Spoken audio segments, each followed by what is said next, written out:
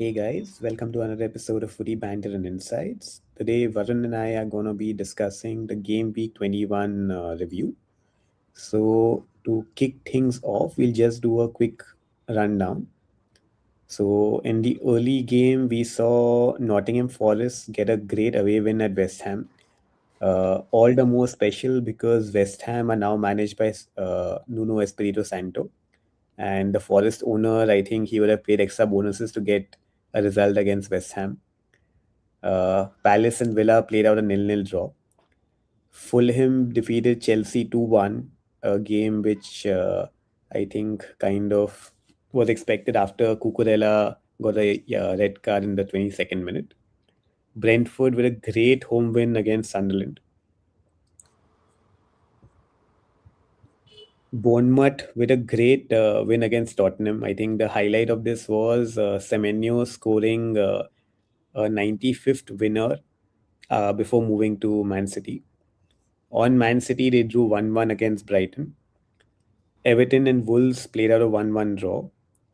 Burnley and United played out a 2-2 draw. This was especially significant because most of the changes that was demanded by the United supporters were made, and still it didn't really, uh, let's say, lead to the right result.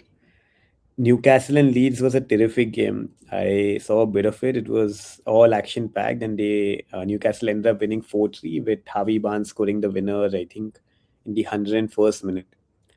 And Arsenal and Liverpool played out a nil-nil draw, which gave Arsenal a comfortable lead at the top for now.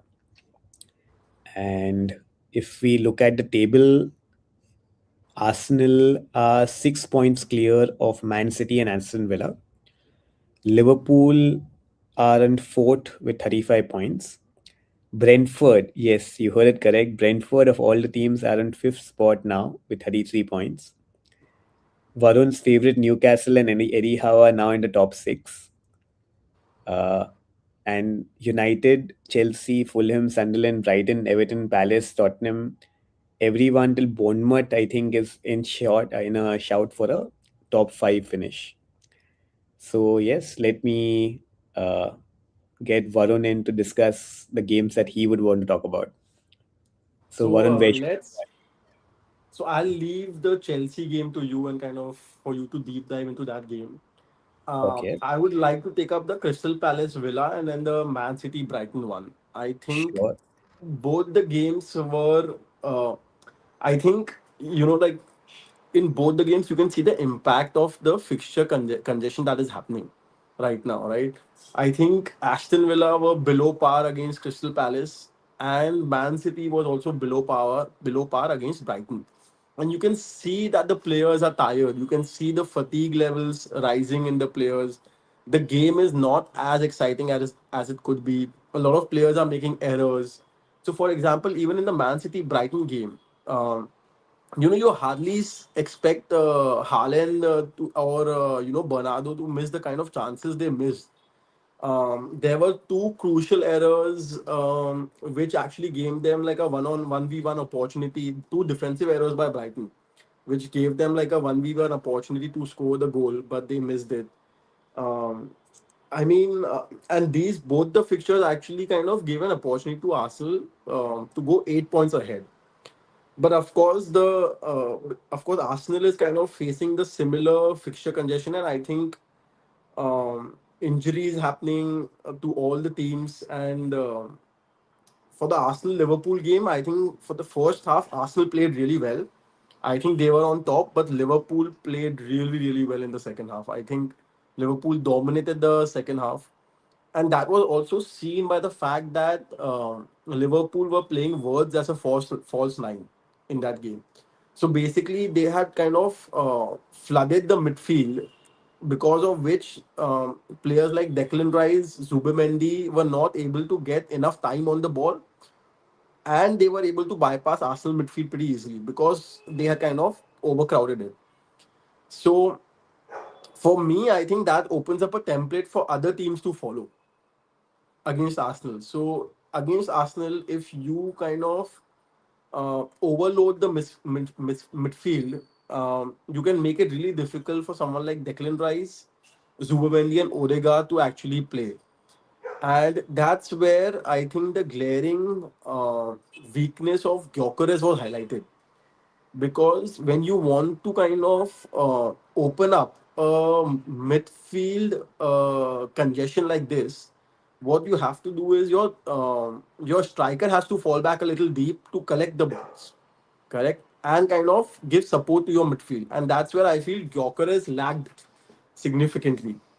Um, Could we one also more missed. option be that instead of so in a crowded midfield, essentially you have three versus four, let's say overload.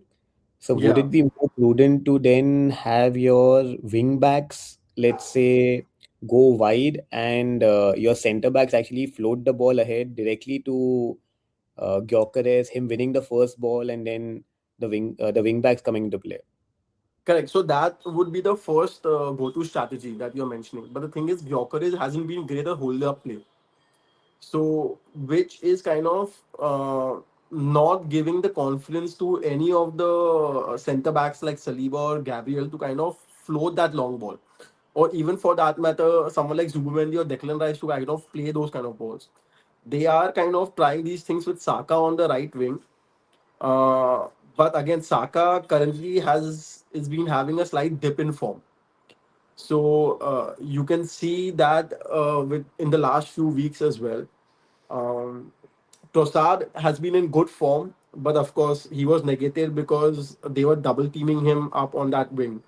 Um, uh, and that's where I feel like Gyökeres, I think, needs to kind of come in the game much more, either as a hold-up play or come a little deeper to collect the ball from the midfield, which I think is a slightly tricky situation now for Arsenal or and for Mikel Arteta. I don't know whether going forward they should prefer Jesus to start versus Gyökeres because he kind of comes deep to actually support the midfield to kind of help in the build-up play, which actually will give a lot of rotational feasibility to someone like Odegaard who can make runs or someone like Declan Rice who can make runs.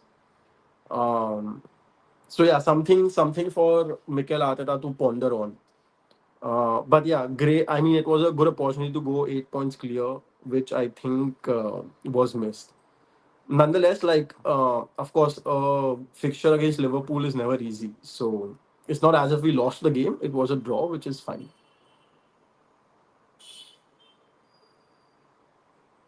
Just pulling out some stats Yeah. to see how the flow went. So Arsenal with 8 shots on target to Liverpool's seven. Possession near about even.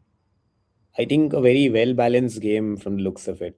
Like Yeah, I it was think first. It was a game of two halves. It was like first half, which was dominated by Arsenal. Second half, which was controlled by Liverpool.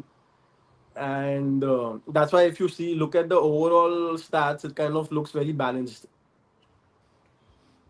one unfortunate highlight from the game was the injury to Connor Bradley and then the Martinelli incident.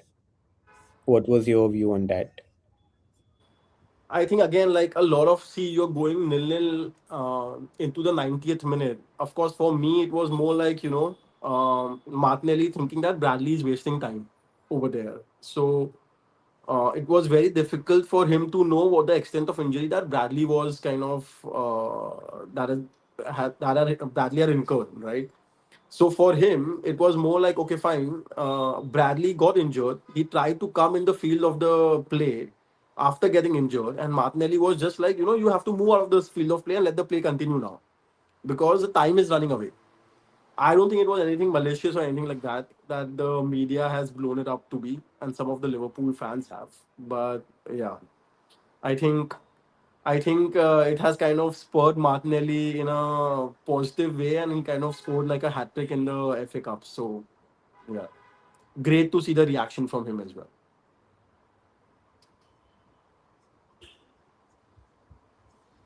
Okay, so any other games which you want to discuss from this? We can come to the United and the United game, but any thoughts on the Chelsea game? So I'll start with the, let's say, the key moment of the game. It's important time lagega. Wait. So essentially, the game changed when Mark Cucurella. So okay, let me give some context. This game was actually managed by McFarlane, who was earlier Chelsea's under 21 boss, who got the assignment at Man City away as well. And Rosenior had just come into the Chelsea, let's say, dressing room a day prior. So they wanted to keep continuity.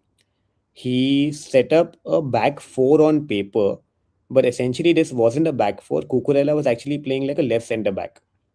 And in the past, we've seen that whenever Cucurella plays left centre back, it's not his best position. And unfortunately, in this game, he had an incident with Harry Wilson wherein there was a tugging of shirts involved. And I think Cucurella held on to him a lot more towards the edge of the box. And I think in hindsight, it could have been a yellow, it could have been a red. And the decision by the ref was a red. And then post that, it was only a matter of time before Rahul Jimenez scored the first goal. Harry Wilson scored another, and then Delap did well to get Chelsea back. But unfortunately, I think the game was lost because when you lose a player in the 22nd minute, I think it's very difficult to come back from that. Another thing which was evident was that Cole Palmer is still nursing an injury, which the manager has spoken about later on. So I think all credit to Fulham that they were able to get a win against the neighbors. I think this is something that they will take home with them. In terms of stats, like it's more or less even, to be very honest. But I think Chelsea did not create that many open chances, which you can kind of say that they deserved a win. Maybe they could have gotten a draw uh, on the balance of play, but nothing more than that. So I think a well-deserved win for Fulham. Bad result in terms of points from a Chelsea perspective, but I think that's the rub of the green. I think it has been like 6 or 7 games since Chelsea has won the Premier League. 9 games, maybe we've won once, Okay. and if we look at the recent form,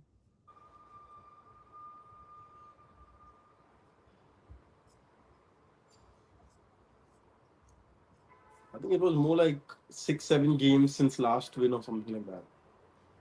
we won against Everton away, Everton at home. Post that, Okay. it was followed by Newcastle draw, Villa defeat, Bournemouth draw, Man City draw, and Fulham defeat. So 5 wins, 5 games without a win. 5 games without a win. Yeah. Yeah. Hmm. What how what is your view? Okay, we can talk that in that manager kind of the summary that we are going to do, but like quick 1 minute, what's your view on the on Liam Rosinio? Excellent at communicating. I think very he seems to be someone who has worked his way to the top. Started doing his coaching badges while he was still playing. Has had a difficult road. He managed, let's say, as an assistant to Philip Cocu at Derby, then Wayne Rooney after that. Post that, he got a Hull job, which when wherein Hull were 15th in the championship, took them to seventh. Got sacked because of a difference in the style of play that he wanted to implement. Following that, he got the Strasbourg opportunity. At Strasbourg, they actually could have qualified for the Champions League last year. They had to win the last 2 games, and which were against relatively weaker opposition, and they ended up losing both. So that kind of pushed them to seventh place in the league. This year again, they have been seventh. So if I look at his track record, it's not a track record which a Chelsea manager of the past would have. He has zero trophies, he has zero Champions League qualifications. But if you listen to him, so if it is a battle of managers in terms of how they communicate, I think he is well ahead of most of the managers that I've seen in recent times. extremely clear, extremely positive, very direct. He has come out and said that he is not arrogant, but he is good at what he does. And it is not about winning after 5 years or 6 years. He wants to win every game. And if he cannot win every game, he will be out of a job. So he is very, very realist in terms of his expectation setting. And I think that is a very good approach as a Chelsea manager. Like, if you are getting a 6.5 year contract as a Chelsea manager, it doesn't matter if you lose 6 games in a row, you will be sacked. So he has come out saying the right things. Of course, if I like when we discuss the FA Cup, I will discuss more in detail about what I felt the game was. Although we won 5-1, I actually felt it wasn't a very, very good performance. So I think we can get to that later. But I would say, if you had given me a choice this week, I would have loved for Chelsea to go after Alonso. Before Alonso, I think from the options that we had, I think given the structure of the club, they have actually been following Rosenior closely at Strasbourg for almost 18 months. So it is not a appointment which was done in the whiff of a hat. It was very clearly a go-to step that they want to have continuity. It wasn't a Man United signing wherein, let's say, Amorim was sacked and then they had to do an interview process and understand who was the right person for the job and then give an interim manager. Chelsea have been very clear that this is the man that Chelsea is going to go ahead with, and if he is not able to succeed, then possibly they will have to sack him. But they have given him the opportunity, and credit to Chelsea, where is you like a mixed race manager, English manager managing in the Premier League without experience at a top club is very rare. So I think the fact that they have trusted him, it's fair play to the sporting directors, because if this does not work out, then there'll be a lot of pressure on the sporting directors as well. Fair enough. I have my reservations, but we can discuss that in our third Of video course. today. Of course. Um, cool. Any last view on the United game? More than the United game, I think the highlight was the Semenyo. Have you seen the Semenyo goal which he scored against Yes. Tottenham? That Yeah, was a crazy thing of goal. beauty. Yeah, like it was one of the most Yeah. emotional goals which you can see. There are like five players who have scored with their last kick as a, let's say, club legend. One of them was actually Mikel Arteta as well. So Yeah. he's just added his name onto that elite list. With the United game, yeah, like if you see again, if you go through the stats as well. So I saw If, parts of this game and hmm, I felt like, like the stats actually lie as to how the game was. I mean, exactly, you can exactly, so the game wasn't as one-sided as it shows that 24 shots and like 65% possession, etc., etc. I think there were large parts of the game where Burnley could have easily won this game. correct, They had like good chances as well, correct, and I think overall the game was not as of a high quality as a United game should be. So I think at some point something needs to change at the club to kind of change the quality of play that is happening. Uh, I don't know. I don't know whether Carrick will be able to do that or the other managers that they will be lining up in the summer they will be able to do that. But it needs a complete overhaul at some level. So yeah, and some of the players literally really underperformed. Like there were like basic errors happening. Uh, so yeah, probably Manan will be able to give us more insights into this next time when he joins. okay. And I think one of the results of the week was Yes. Newcastle getting a 4-3 win versus Leeds. And this was a game, honestly, where Leeds did not deserve to lose as well. Yeah. I think they made the most of their chances. They played really well. Again, Totally. at Newcastle's home ground, St. James's Park, usually Newcastle are always on top.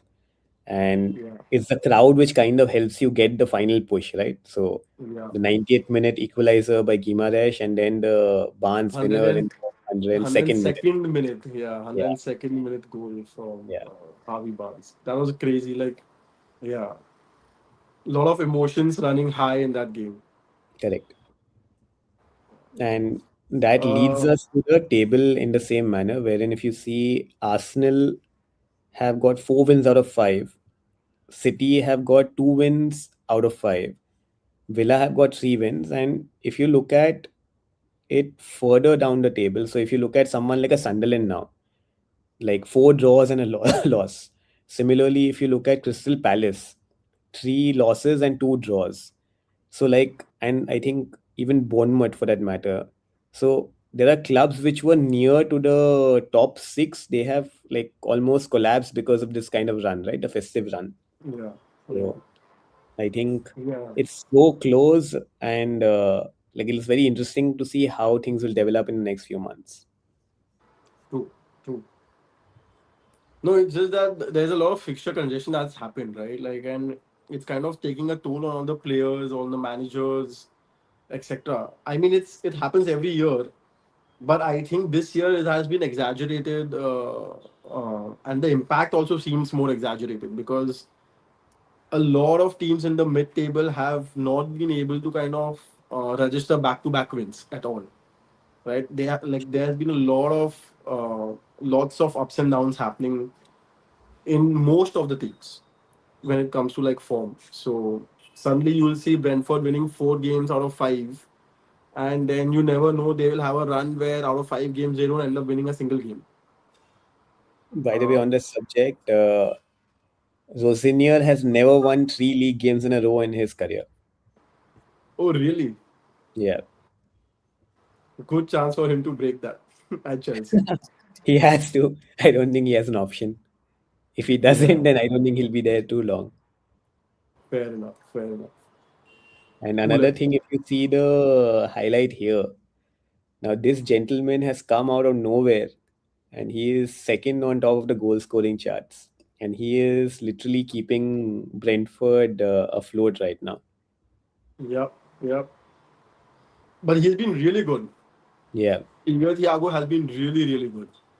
So, I mean, again, as you're saying, it's like it's surprising, but yeah, I mean, full credit to him. And And I another, won't be surprised if a few clubs actually line up for him over the summer. so this is a discussion we had and it's very contextual again. So uh, Brentford lost Thomas Frank and a lot of members of his backroom staff. They lost Yeah. Mbuemo Visa. They lost Norgard. And it Yeah. was felt that, at least we felt that they would be relegation favorites, Candidates. especially Yeah. the way the season started. And they Yeah. had Keith Andrews, who was their goalkeeping coach, who became the manager. And Yeah. another interesting bit that I was doing my research. So Rosinier and Andrews were part of the same. Let's say they got their badges at the same time, the coaching badges. So Rosinier had heaped a lot of praise on Keith Andrews, saying that it is not surprising to him to see him making such an impact in the Premier League, because when they were in their coaching badges days, he could see the quality that he had, and it was just waiting for an opportunity. Likewise, the same is expected of Rosinia now. Yeah. Fair enough. Cool. Cool. Let's move on to the next stream. Let's finish this stream and move to the next one. Sure. Thanks for watching, everyone. Do let us know what you think, what you thought about the last game week action. Hit the like button, subscribe, share, and we'll see you in the next stream, which starts in like 5 minutes, where we will actually review the FA Cup third round. Bye bye. See you.